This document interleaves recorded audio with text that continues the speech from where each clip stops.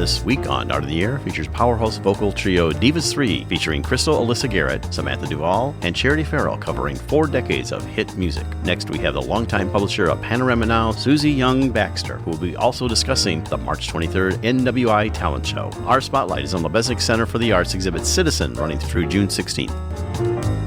Express yourself through art and show the world your heart. Express yourself through art and show the world your heart. You're in the know with Esther and Larry. Art on the air today. Stay in the know with Larry and Esther. Art on the air our way. Express yourself through art and show the world your heart. Express yourself through art and show the world your heart. Welcome. You're listening to Art on the Air on Lakeshore Public Radio, 89.1 FM and WVLP 103.1 FM, our weekly program covering the arts and arts events throughout Northwest Indiana and beyond. I'm Larry Breckner of New Perspectives Photography, right alongside here with Esther Golden of The Nest in Michigan City. Aloha, everyone. We're your hosts for Art on the Air. Art on the Air is supported by an Indiana Arts Commission Arts Project Grant through South Shore Arts and the National Endowment for the Arts. Art on the Air is heard Friday at 11 a.m. and Monday at 5 p.m. on WVLP 103.1 FM, streaming at wvlp.org, and every Sunday at 7 p.m. on Lakeshore Public Radio 89.1 FM, also streaming live at lakeshorepublicradio.org, and is available on Lakeshore Public Radio's website as a podcast. Our spotlight interviews are also heard Wednesdays on Lakeshore Public Radio. Information about Art on the Air is available on our website, breck.com/AOTA. That includes a complete show archive, spotlight interviews, plus our shows are available on multiple podcast platforms, including NPR One. Please like us on Facebook, Art on the Air, WVLP, for more information about upcoming shows and interviews. And we're pleased to welcome back to Art in the Air Spotlight Janet Bloch, who's from the Lubeznik Center for the Arts in Michigan City.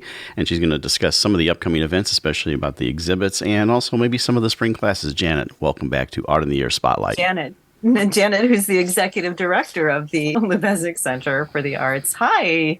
Hi, thank you both for having me. Good morning, and it is a beautiful day. Yeah, thank you again. Yeah. Well, tell us about what the upcoming exhibit is, Citizen, and you have it curated by a Chicago artist, Sam Kirk, and tell us a little bit about her and then some of the artists you have and what we can expect to see in it. Sure. Well, Citizen is kind of a loaded word these days. Not that it should be, but the theme for the show is definitely different perspectives about what does citizenship afford people, what kind of access does it grant, who is not included, and even people who are citizens, such as Puerto Ricans. Why are there differences in certain sorts of access that people have, non-English speakers compared to English speakers, and so forth. So the exhibit will focus on the histories of marginalized communities, especially as they face, some voting rights setbacks and are often impacted the most by climate change and other issues. So Sam Kirk started her career as a graphic designer in Chicago, and she describes herself as biracial, lesbian artist who does a lot of her own work, focuses on uplifting her own communities. So that could be Latina, Latinx, and Black communities in Chicago, and the LGBTQ communities, and so forth. So she put together a roster of artists and works that speak to this issue. Sam, her career started to take off as she became a muralist, and she's doing murals for major corporate companies like Nike and Disney, but she also does work for cities, municipalities, She has a very wonderful graphic style. She's done a coloring book, posters, and so forth. Her work is in demand. And it's interesting to me that she considers her fine art work really self-taught, because she's probably put together a career for herself that far exceeds financially what most artists in Chicago are are able to put together. So I think that comes a lot from her own background as working class, her parents working class, and insisting she have a way to support herself. And you can find her very easily by just doing a Google search of Sam Kirk and go to her website, and you can view some of her things in her portfolio and, everything about her and everything. So tell us about some of the artists that are in the show. So we have a whole roster of people. Sergio Maciel is a painter who has done a lot of work on a lot of the work is narrative. Let me just say that. So storytelling and has characters in it. His work is especially speaks to environmental impact on lower income or marginalized communities. Denise Ruiz is going to be the artist who has the installation space. We're excited to show her work. She is the principal in something called the Honeycomb Network, and it's really about like how pampering and enjoyment and pleasure are sort of subversive ideas as they impact people of color. And so she's going to have a room that's sort of a delight of the senses. So Janet, in the Hyman Gallery, will there be sculpture and there are some sculptures? 3D, or is it all? Yeah, there are some sculptures. There's no video, I believe. We have an artist, Diane Solis, who's been a photographer in the LGBTQ community for many years, doing portraiture of couples. And let's see. I'm trying to think. William Estrada will be doing our Family Day. He'll be demonstrating silk screening. Let's see. Ann Heisler is an artist who is a painter, and she is part of Sam's crew. She has an all-female crew who work on the murals with her. So, yeah, I think that tells you a lot about the people in the show. And the show opens on a first Friday in March 3rd from 5 to 8. As usual, we always have food and artists present, and hopefully, and then a cash bar. Very good. Well, I mean, we were going to talk a little bit about classes, but we're running out of time. So sounds like a great exhibit at Lubeznik Center for the Arts. That's Janet Bloch, Executive Director. And its opening reception for the show is Friday, March 3rd. And you can also see a gallery talk on March 11th and a Family Day on June 10th. Janet, thank you so much for coming on Art on the Air. Thank you. Sorry, we always run out of time. I talked too long. And a Spotlight Extra, Art 4 Musical Theater of South Bend opens their season with Stephen Schwartz's musical Godspell, running March 17th through the 26th. Details can be found at art4sb.org. That's art4sb.org. Art on the Air Spotlight and the full 1-hour Art on the Air program on Lakeshore Public Radio is brought to you by Macaulay Real Estate in Valparaiso, Olga Patrician, Senior Broker. And as a reminder, if you'd like to have your event on Art on the Air Spotlight or have a longer feature interview, email us at aota@brech.com. That's aota@brech.com. This is Pledge Week for your public radio station. And Art on the Air encourages our loyal listeners to support this station by making a monthly sustaining pledge so we may continue to bring you this great program. Hi, this is singer-songwriter Kenny White, and you're listening to Art on the Air on Lakeshore Public Radio 89.1 FM and on WVLP 103.1 FM. At first, I was afraid.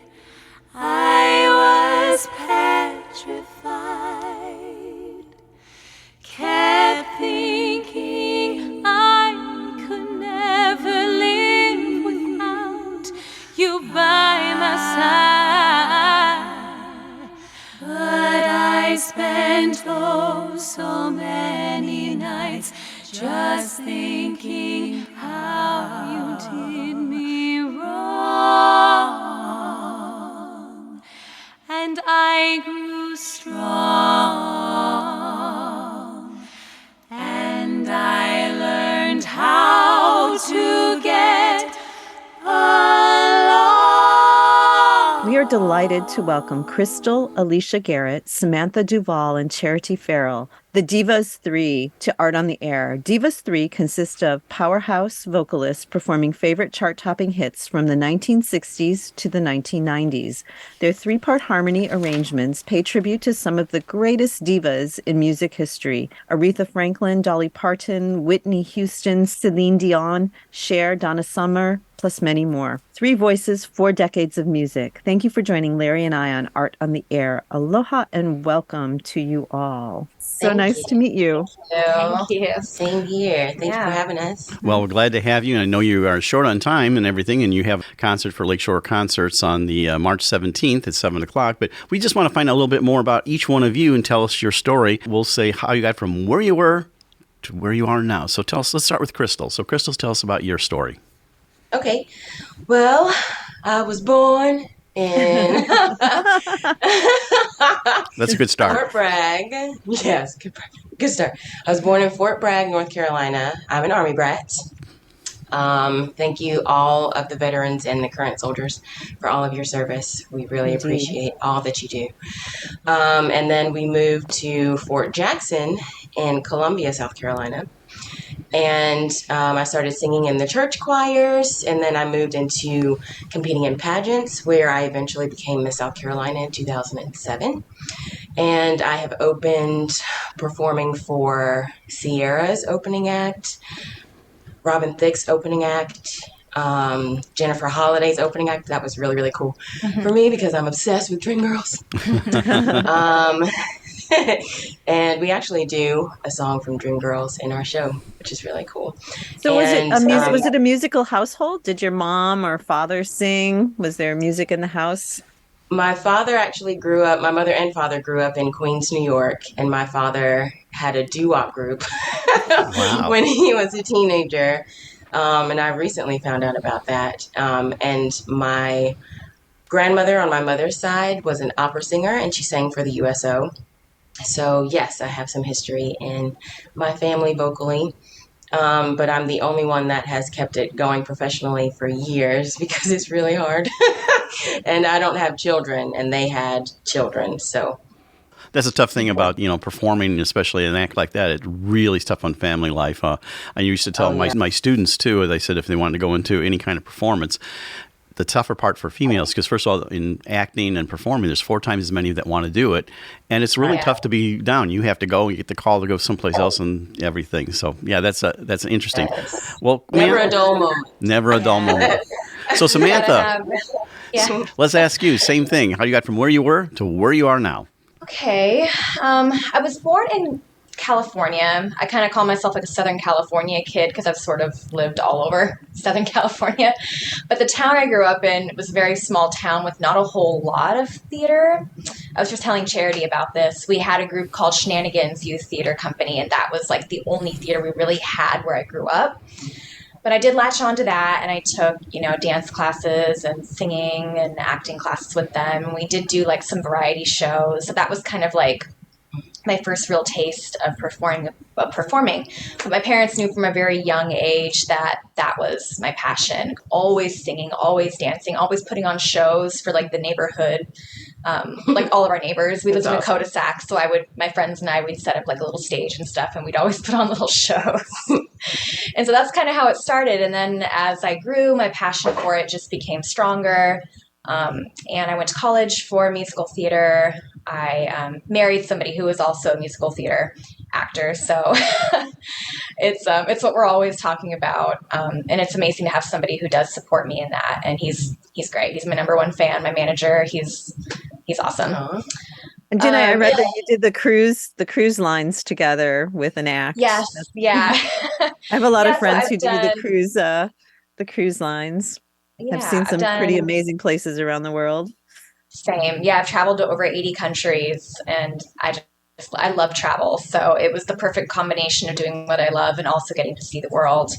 So I've done quite a few cruise ship contracts. I've done lots of tours. I've done lots of regional theater gigs all over the U.S. I performed in Shanghai Disneyland at a brand new show they just opened up. Would have been a couple years ago now.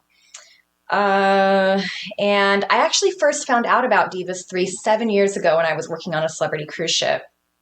And I went out and I found the girls after the show and just told them, hey, like this job is perfect for me. When you have an opening, I need to be considered. Call me. And so I kept in touch with those girls over the years. And now finally Divas 3 has grown to the point where they were able to bring in some more divas. And I was one of the lucky ones who.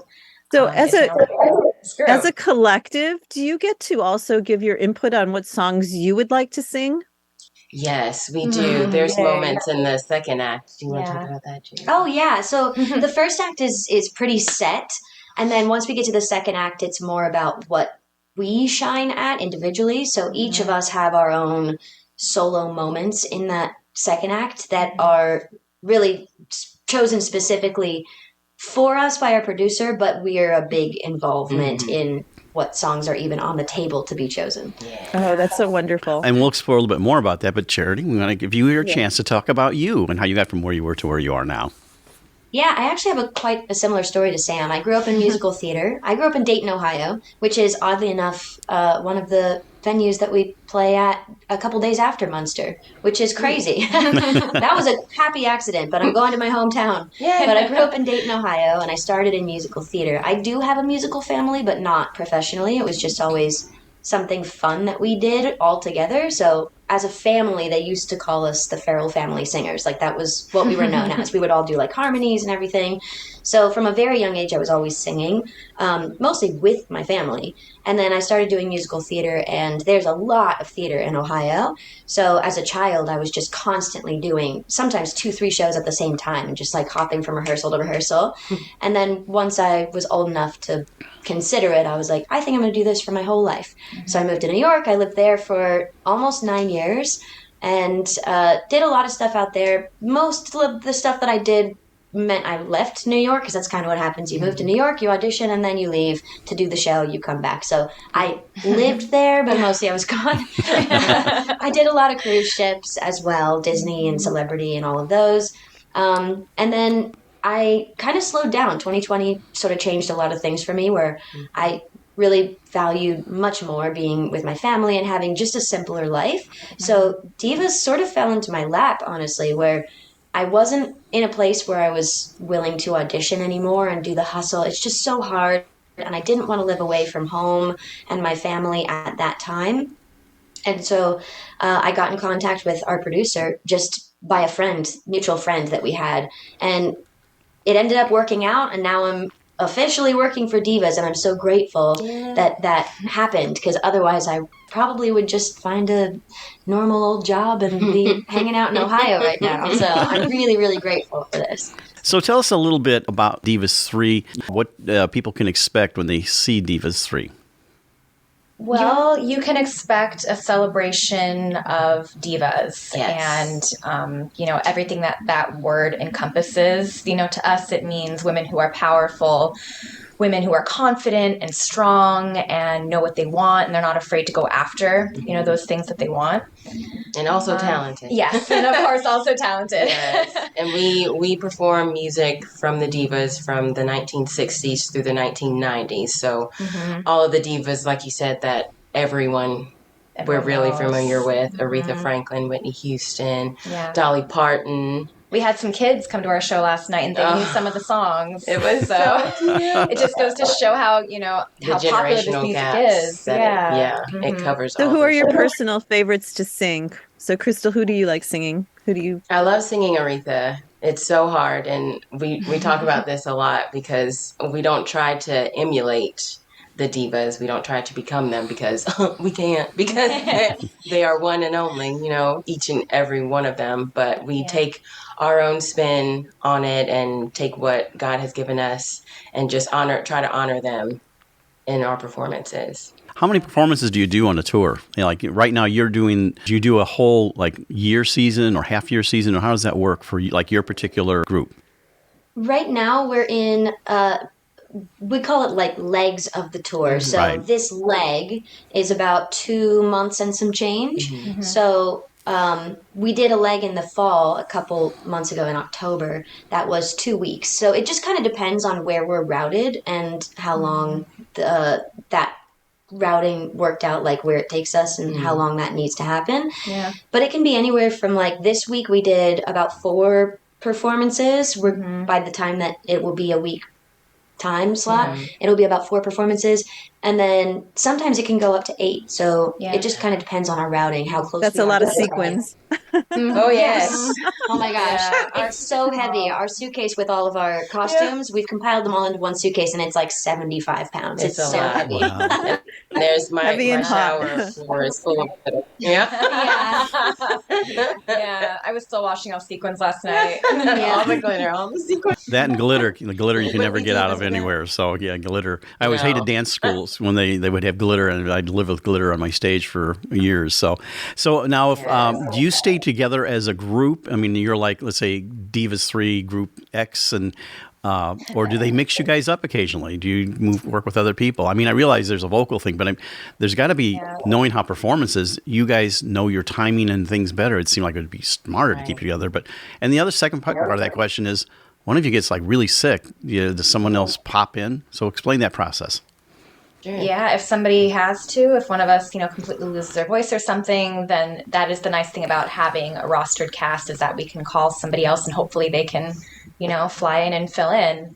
But we will be together a lot this year. Yeah. This group, we're going to be working together a lot. Yeah, the goal is to exactly what you said, to keep the groups together, because we do form a bond that's pretty apparent on stage as well, and it helps like lead the show, right? So the goal is to keep the groups together, but it doesn't always work out that way. Right. I'm not really auditioning for other things, but almost everybody else in the cast is still auditioning, so they have other things come up. She does a lot of film and TV. She does a lot more musical theater stuff and film and TV.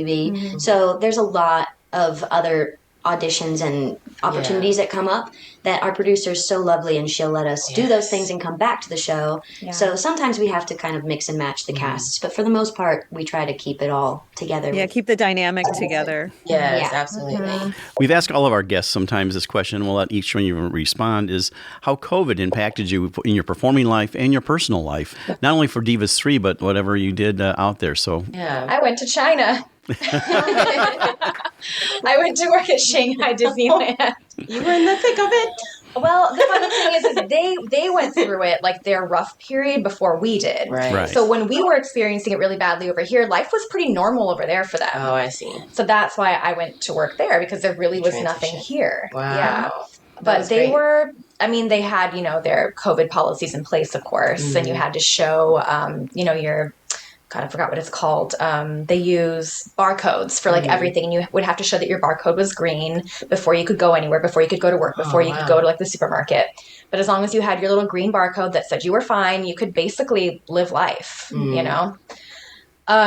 then Was it busy at Disneyland? I mean, was it a vibrant sort of? Yeah. Yes, very busy. They love Disneyland and all things Disney.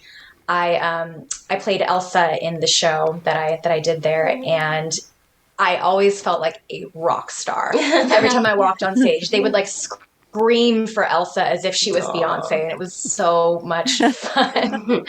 And of course, they call her Aisha. That's how it translates. Yeah, they say Aisha, it's Aisha, and they would just all scream. So it was really, really fun. But that's something I went and did because there was no work here. So what a blessing to be able to have done that. It was fun. Well, I was at home. Thank God, with all of the things that the government were able to give artists, because it was a really rough time for us. There was no way that we could work remotely until, some people figured out how to put performances on the internet at some point, but it was really rough there in the beginning. I've worked on ships as well, and I got stuck on one of the princess ships as the cast vocalist.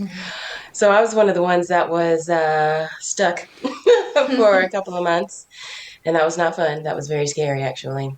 But once we got off, I actually was able to spend, I'm married, and I was able to spend 2 straight years with my husband, and that has never happened because as an artist, we're always bebopping from place to place.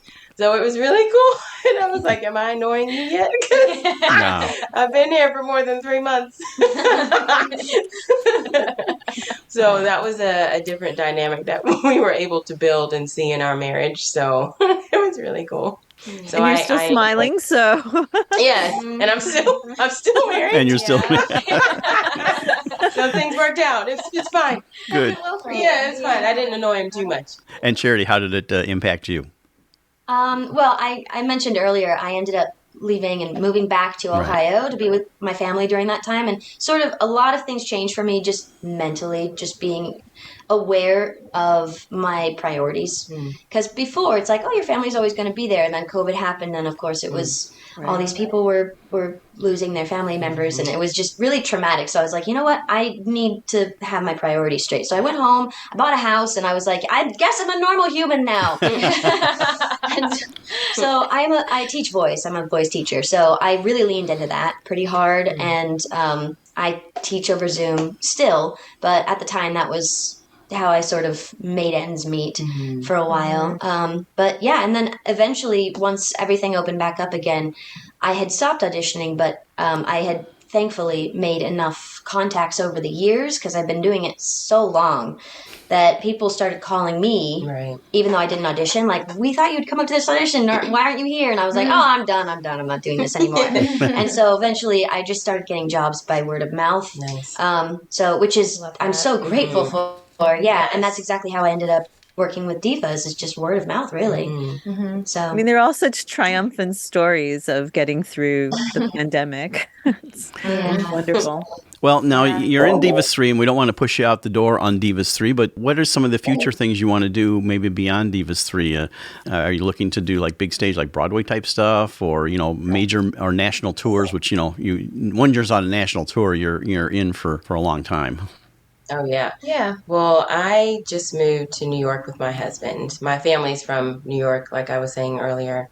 So we moved into my grandmother's family home because she, unfortunately, has developed Alzheimer's, and not to get too deep on here, but she now lives with my parents in South Carolina. So her house was vacant, and it was kind of God moving me because I've always said, oh, well, Broadway might be nice, and I would love to play this role. But nothing has ever come up that has made me and my husband just jump and say, okay, let's go and try this. So yes, I will be beginning my Broadway auditions soon.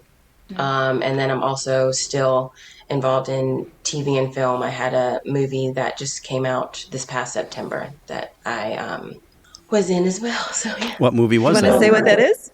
Oh yeah, it was Honk for Jesus, Save Your Soul. With Sterling K. Brown and Regina Hall, and they were fabulous. So sharing the screen with them was a dream come true. Sounds beautiful. Thank you. Yeah. I don't want to say Broadway is like the be-all, end-all, because it never really has been for me. Like, it would be great if it happened. Yeah. I'm just going to keep doing what I love to do, and, we'll see what happens. That's kind of always been my attitude. As long as I'm doing what I love, I'm happy. Yes. Yeah. And Charity? Broadway definitely, Broadway used to be my end-all, be-all, and then obviously 2020 happened and a lot of things changed. Now I've been doing a lot more directing and like back-end producing behind the scenes, and I'm really enjoying that. Mm-hmm. So I think I'm starting to lean more into that world. Mm-hmm. Performing is lovely. It's awesome. It's so fun. But I'm definitely more of an introvert, like naturally. So I think I accidentally found my niche during 2020. Instead of being in front of house, I'm like, I'm totally cool being in the background. That's cool too. Which is crazy because she's phenomenally talented. Oh, thank you. Yeah. Well, isn't that the beauty of all of it, is that you have the flexibility to act, to go into theater, it's just really nice to explore all that artistic talent. I could even see myself doing casting someday. There you go. Mm-hmm. I think I could enjoy that. I don't know at what point I'd be ready for that, but I think I'd have a great time doing that too. You would be great. I don't know if I could do it because I'd just be like, everybody's hired. Honestly, I think more than anything, it's like if we're in the industry, I think we're happy. The point is like there's a vibrance that happens with artists that like you can't, once you have that experience, it's so hard to step away. And I'm sure you understand since you used to work at that theater and direct and all of that. There's just something about it that you can't just walk away from, and Right. it doesn't mean you have to always perform. There's tons of other opportunities within that same industry. You know, and just briefly, I never really performed. Everyone said, "Oh, you should." And I said, "Well, one, I'm not very tall, so you know, you need your leading man." I mean, I'm 5'7", but that's not tall enough, you know, for most theater girls.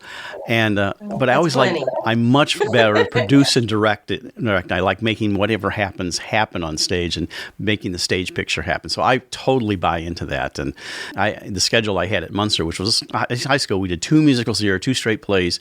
My wife co-directed those musicals with me, but also she produced 2 shows, and we had 60 events in the theater. So, you know, theater was theater. And my daughter did some theater for a while too. So theater was the family business, so to speak. Yeah. I love to hear that. That's really cool. Very good. So you're looking forward, and we've only got about a minute and a half left here. You're going to be in Munster on March 17th. That's a Friday for Lakeshore concerts. What are some of the songs that they can expect to hear? Well, they're going to hear Some Respect. Yes. You're going to hear a 60s medley and also a 70s medley. Yeah. We've got lots of solos throughout too. I sing some Barbara Streisand. We both sing some Whitney Houston, Aretha Franklin. There's Dolly Parton. There's a lot of songs in there, and lots of medleys too. Yes. Yeah. So get ready to have a good time. Okay. Yes, we are. Natural Woman. Yes, we sing Natural Woman. Absolutely. That's right. When does this leg of your tour end? May 2nd. Okay. So we're on the road all the way till May 2nd. That's, wow, that's a pretty hefty schedule there. Well, we appreciate you taking time. We know you guys have to get on the road and coming on Art in the Air. I've been speaking with Crystal, Samantha, and Charity, and their performance will be March 17th at Munster Auditorium, 7 p.m. for Lakeshore Community Concerts. You can find out more about Divas 3 at divas3lasvegas.com and lakeshoreconcerts.org, and you can find out more about that. Ladies, thank you so much for sharing your stories with our audience on Art on the Air. Thank you. Thank you so much, Shane. Thank you so much. Hallelujah, it's raining men. Amen, it's raining men. Hallelujah, it's raining men.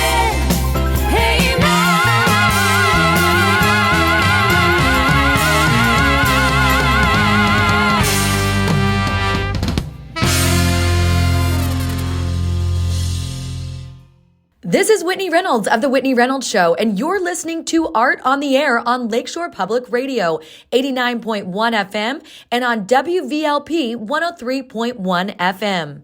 We are welcoming Susie Young Baxter to Art on the Air. Susie is CEO of Panorama Now magazine, and she has published it for 31 years now. The magazine focuses on things to do, places to go, such as the Indiana Dunes, as well as local concerts, festivals, theater, parks and recreation, family fun. Thank you, Susie, for joining Larry and I on Art on the Air. Aloha and welcome. Oh, thank you for having me. Well, we're glad to have you. A fellow WVLP are here also. And so, Susie, we like, explore our guest's background, hear your origin story. And like I always like to say, how you got from where you were to where you are now. So tell us all about Susie Young Baxter. Well, I'm actually a visual artist at heart. I knew I was an artist when I was practically 2 years old, and went to college, majored in commercial art, and then decided that I wanted to make money with my art. So I went into commercial art and graphic design. And I'm originally from Indianapolis, and I had a really fledgling advertising agency in Indianapolis.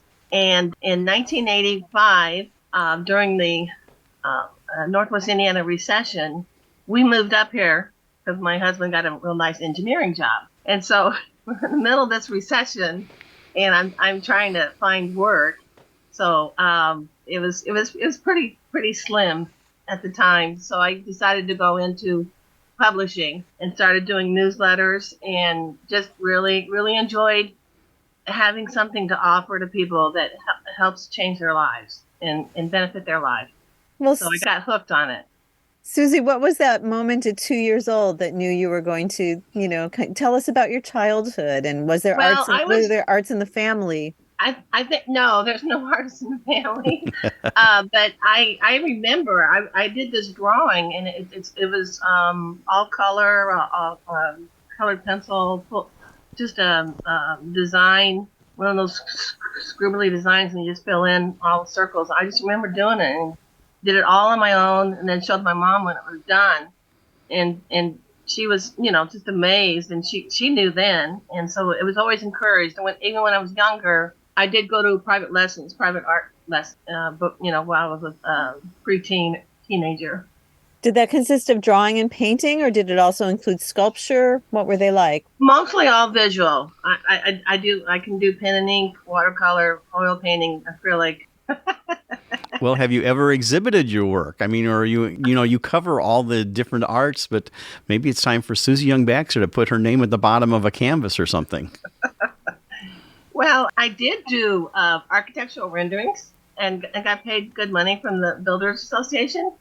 And I studied perspective drawing before I did this. And they're something else. They're quite involved. They're very detailed, and they're all pen and ink. And then computers came, and so it's not needed as much now. Right. So the origin story of Baxter, you kind of started doing newsletters. How did that first happen in terms of the development of doing that into more of a formalized business? Right. I really can't remember the exact details, but I had a friend. Yeah, I kind of do now. I had a friend that lived in Heritage Valley, and they're a property owners association, and she wanted a newsletter for all of the people that lived there, and they didn't have one. So she went to the board and said, "Hey, let's do this newsletter. I got a friend of mine that will do it for you." And so that's how it got started. I did a newsletter for Heritage Valley subdivision here in Bethel, and then that expanded on to Shorewood, in the Shorewood Forest neighborhood, which was bigger. And I just got a lot of feedback from people saying, "Hey, I read this article, and I'm really glad you said that, and it really did something for me." And I just like, wow. That's kind of neat. Very much so. You started doing these collection of newsletters, and so then it started to develop into a magazine, which is we now know as Panorama Now, which was actually, and I assume it's still a print magazine, though a lot of this content's online. But tell us how that transition occurred. Well, because I had done those two newsletters, I met the owner, the founder of Panorama Now, and she was wanting to retire, and she knew I did these two newsletters, and she knew the format was pretty much similar. The page size and everything was similar, and she kind of suggested that I be, the next, buy the magazine from her. So I said, okay. And that was that. And you've been doing that, what, about 31, 32 years or something like that? Oh, yeah, something like that. Yeah. So for our audience that may not know Panorama Now, which I'd be surprised if they live in North Louisiana and not, tell us what you kind of cover, what the format of a magazine is, where it's distributed. Well, what the first thing I wanted to do when I took over the magazine was, because the other two newsletters had a calendar of events. And that's the one thing that people liked the most. They were like, "Oh, wow, I didn't know this was going on." So I added the calendar of events to the Panorama magazine, and that's what people love. They want to know beforehand. They want to know before it happens. So all of our content is before the thing is, happens.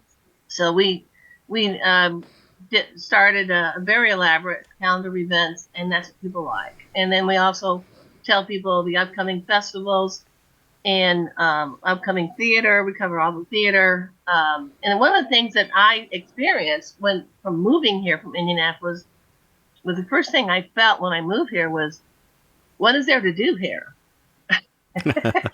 and it was a very, very powerful feeling, and you couldn't get that information from, some of it you could get, but a lot of it, the family oriented things and the festivals that, the newspaper already covered them once, so they weren't going to cover them again. And I knew there was a lot of festivals up here, so I just started, I just felt like it was a valuable content for people to have. Yeah, and where can you get Panorama Now? I mean, you distribute that, like, I think, as a pickup-free publication for most places, correct? Yes. It's mostly dropped off at restaurants. It's usually on the first Friday of the month. We have a couple of,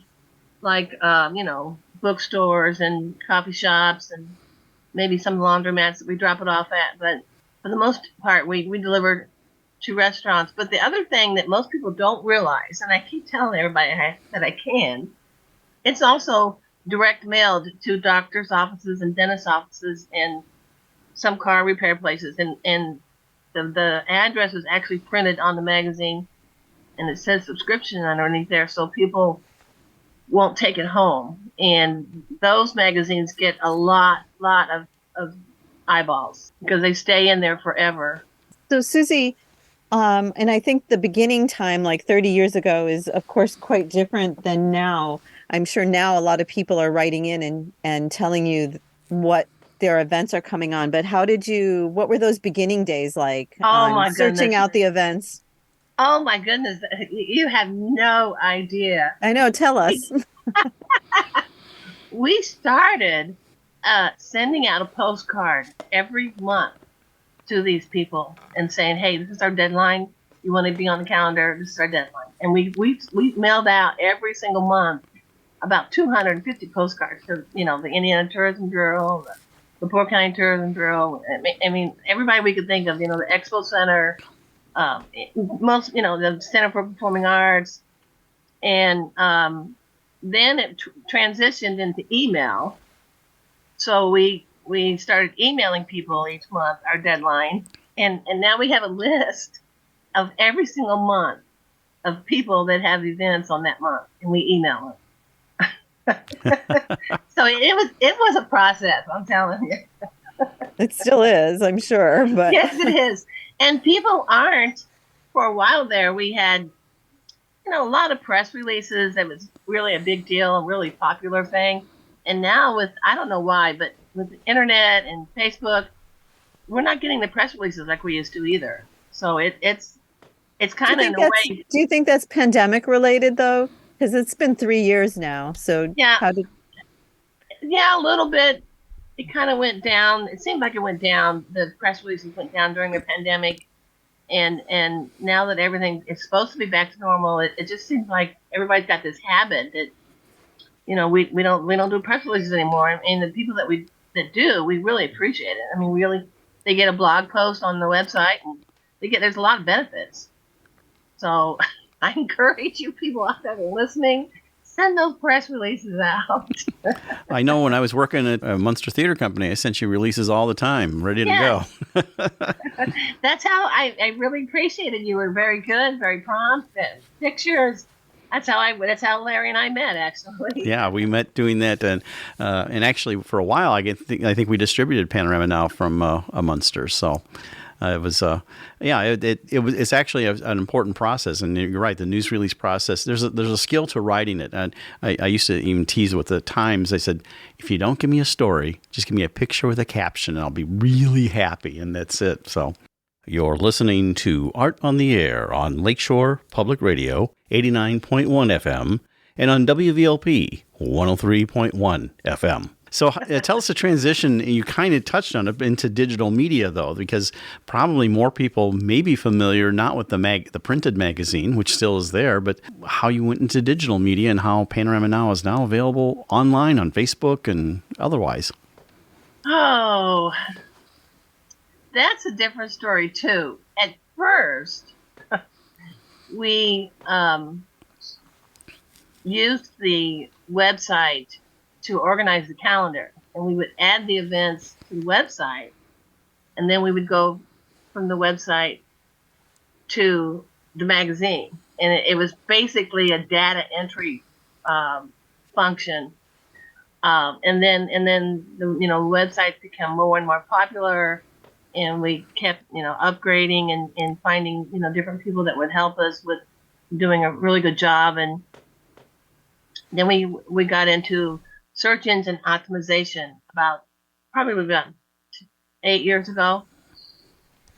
And then we also did content search engine optimization.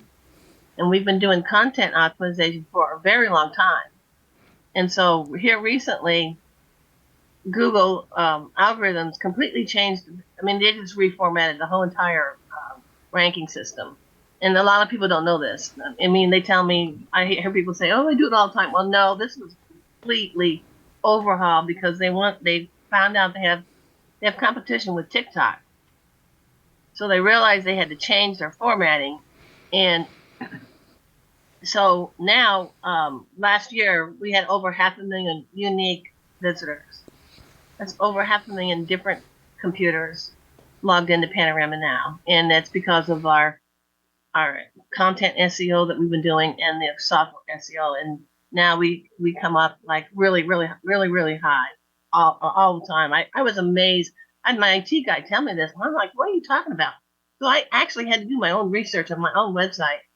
And I had to do it on my phone. It's different on your phone than it is on the desktop. And I'm like, wow, this is amazing. I had no idea. Things had changed and it was happening like that.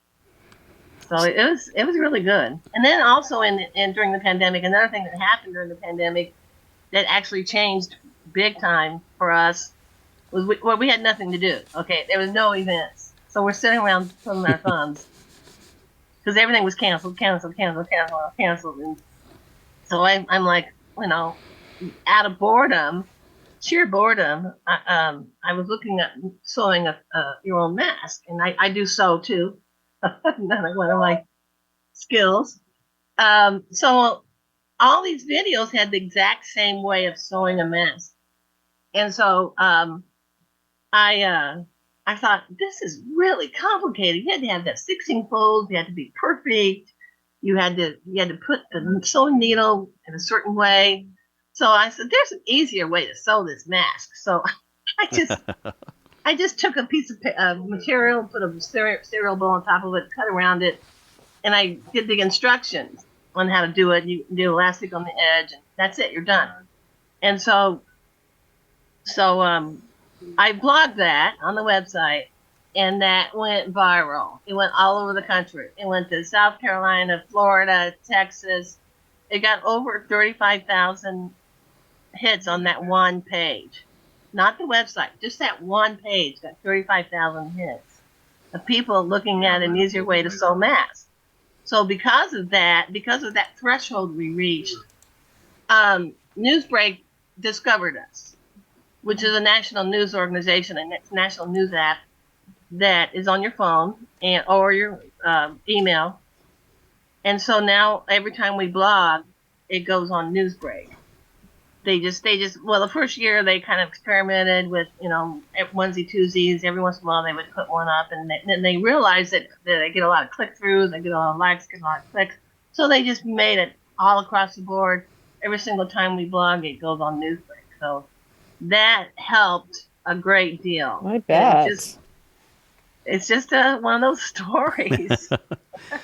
Well, and search engine optimization is important, and you're right. The rules do change on it, and how you can get your piece up there. So that's interesting. Well, you have another project you're working on that you along with somebody else, and you can tell us a little about that. It's the Northwest Indiana Talent Show at the Mascot Hall of Fame. So tell us all about that, how the origins of that, and tell us about how you got hooked up with Becky. And, of course, Becky's your co-host on the Panorama Now feature on WVLP, which happens on Fridays right after our show. Okay, well, this was during the pandemic. I was bored, had nothing to do. And Frank Mervan was running for Congress. And Becky is a big supporter. Becky Matea is a big supporter of Frank. They're longtime friends. And Becky and I are longtime friends, and so she kind of said, well, maybe you could help me, and I've known of Frank for a very long time because of what he did for the North Township through Panorama, and I knew all the things that he had done for the community.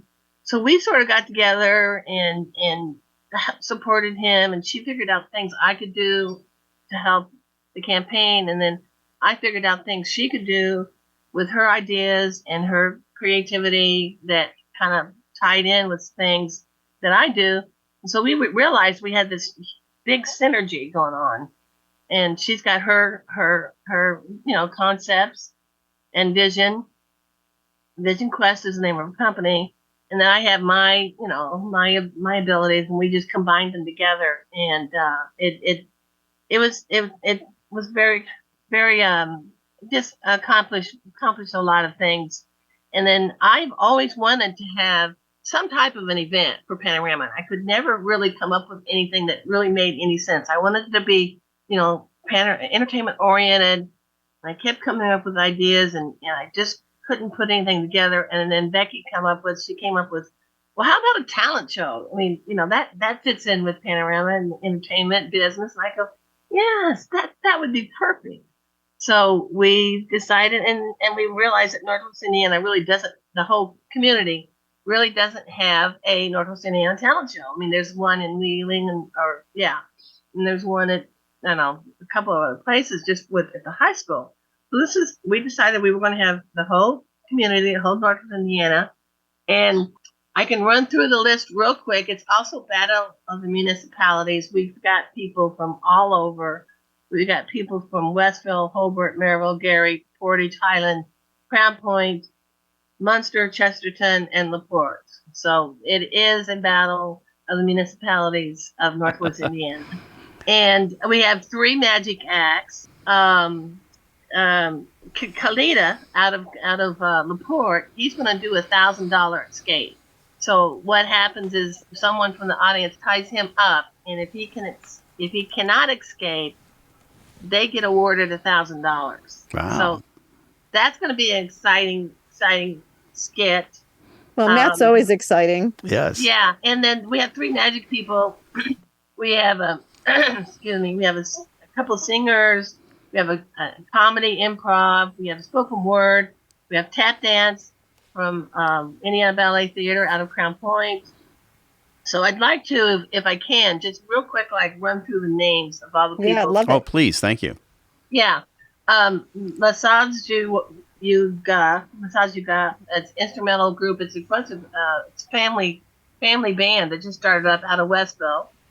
There's Nikki Jade and April Rain. They do a magic show out of Hobart. There's Elena Vasilakis. Sorry. Vasilakis out of Maryville. You can find all these people on our website, Facebook page, and our website. There's Kennard Jackson out of Gary. He does spoken word. There's Keelan Wendorf out of Portage. He does magic.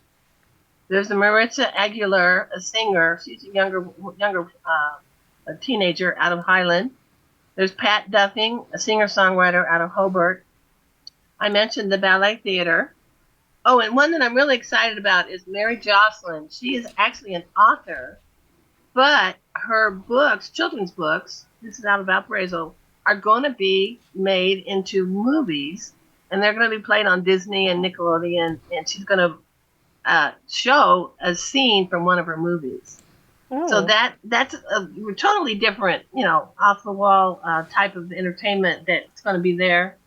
Adam Galakowski is out of Highland, and Valerie Kemp Davis is a singer and also an author. She's out of East Chicago. Pete Ruval is a singer-songwriter out of Hobart. Lydia Daniel-Colas is a singer out of Munster. The Trainwrecks Comedy Club out of Chesterton. Jalen Halliburton, he's a singer out of Gary. And then I mentioned Matt Kalita out of LaPorte. And who are your judges? Who are your judges? Oh, actually, I am one of the judges. And there's a long story behind that, but I don't think we have time for that. And then Mark Edward Willows, he's a very well-known Hollywood actor and producer. And Elton Jeff out of Whiting is the judge. And then we're having kind of a little comedy relief out of Oilman Stan, from the Oilman baseball team. Well, we only have about a minute left here, so we want to give you a chance to give your websites, information about the talent show, which is actually Thursday, March 23rd, and that's going to be at the Mascot Hall of Fame in Whiting. But tell us a little bit more about how people can find that online, on Facebook, Panorama Now, and everything. Well, just type in Eventbrite, NWI Talent Show, and it'll pop right up, and you can get your tickets there. We'd like for people to follow Panorama Now, PANORAMA NOW, on Facebook. We also have a YouTube channel under Panorama Now, and we're going to have a lot of videos from the talent show that are going to be coming up in the future of each one of the acts. So that's something that's going to be really exciting to look forward to, and we'd love for you to follow us on YouTube and Facebook, and go to the website. We have a free weekly newsletter. I keep forgetting about that. We have a free weekly newsletter that tells you everything going on this weekend and the blogs we did that week. So it's very, very quick, easy, fast, just a glance through, a picture and a click, a link, and it's very, very powerful newsletter. Well, we appreciate you coming on Art in the Air, sharing that. Susie Young Baxter, you can also hear her on WVLP. They're heard on Friday, 12 o'clock. And, of course, the upcoming events, as you just talked about. Susie, thank you so much for coming on Art on the Air. Oh, thank you for Susie. having me. It was fun. We'd like to thank our guest this week on Art on the Air, our weekly program covering the arts and arts events throughout Northwest Indiana and beyond. Art on the Air is heard Friday at 11 a.m. and Monday at 5 p.m. on WVLP 103.1 FM, streaming live at WVLP.org, and every Sunday at 7 p.m. on Lakeshore Public Radio 89.1 FM, also streaming live at lakeshorepublicradio.org, and is available on Lakeshore Public Radio's website as a podcast. Our Spotlight interviews are also heard every Wednesday on Lakeshore Public Radio. Thanks to Tom Maloney, Vice President of Radio Operations for Lakeshore Public Radio, and Greg Kovach, WVLP's Station Manager. Our theme music is by Billy Foster with a vocal by Renee Foster. Art in the Air is supported by an Indiana Arts Commission Arts Project Grant through South Shore Arts and the National Endowment for the Arts. We'd like to thank our current underwriters for Art in the Air on Lakeshore Public Radio, Macaulay Real Estate in Valparaiso, Olga Patrician, Senior Broker, and for WVLP, Walt Breidinger of Paragon Investments. So we may continue to bring you Art on the Air. We rely on you, our listeners and underwriters, for ongoing financial support. If you're looking to support Art on the Air, we have information on our website at breck.com/AOTA, where you can find out how to become a supporter or underwriter of our program in whatever amount you are able. And like I say every week, don't give till it hurts. Give till it feels good. You'll feel so good about supporting Art on the Air. If you're interested in being a guest or sending us information about your arts-related event or exhibit, please email us at aota@breck.com. That's aota@breck.com, or contact us through our Facebook page. Your hosts were Larry Breckner and Esther Golden, and we invite you back next week for another episode of Art on the Air. Aloha, everyone. Have a splendid week. Express yourself through art and show the world your heart. Express yourself through art and show the world your heart. You're in the know with Esther and Larry. Art on the Air today. Stay in the know with Larry and Esther. Art on the Air our way. Express yourself through art and show the world your heart. Express yourself through art and show the world